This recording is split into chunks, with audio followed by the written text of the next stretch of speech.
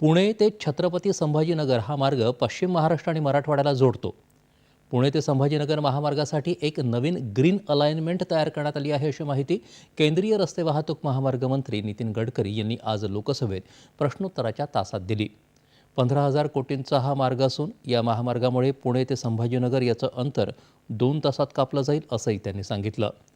देशात 16,000 किलोमीटर दुपदरी रस्त्यांच्या चौपदरीकरणाची सुमारे 6 लाख कोटी रुपयांची कामं सुरू आहेत, असंही गडकरी यांनी प्रश्नोत्तराच्या तासात सांगितलं.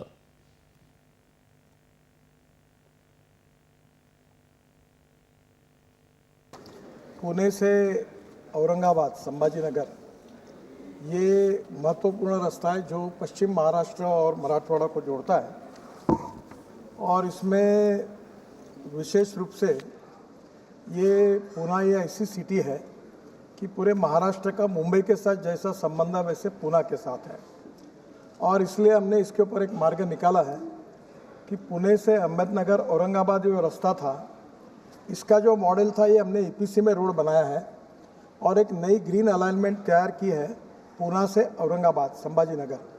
और ये पुराने रोड का टोल जो है वो जो ये काम करेगा उसको हम देंगे, वो उसको मॉनिटाइज करेगा, सिक्योरिटाइज करेगा और उससे लैंड एक्विजिशन करेगा नए एक्सप्रेस हाईवे के लिए और नया हाईवे बनाएगा।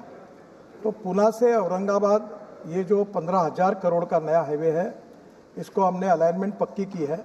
मॉडल ये अभिनव मॉडल है जिसमें सरकार का 1 रुपया नहीं लगेगा और महाराष्ट्र सरकार के पीडब्ल्यू कॉर्पोरेशन को दिया है, जिससे पुणे से औरंगाबाद जो आज 6-7 घंटे लग रहे हैं वो पुणे से औरंगाबाद संभाजीनगर 2 घंटे में होगा।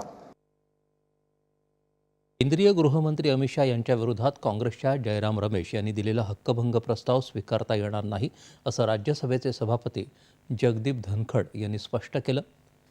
विमान वाहतूक सेवा किफायतशीर करण्यासाठी केंद्र सरकारनं उडान योजना सुरू केली, असं केंद्रीय नागरी उड्डाण मंत्री राममोहन नायडू यांनी म्हटलं आहे.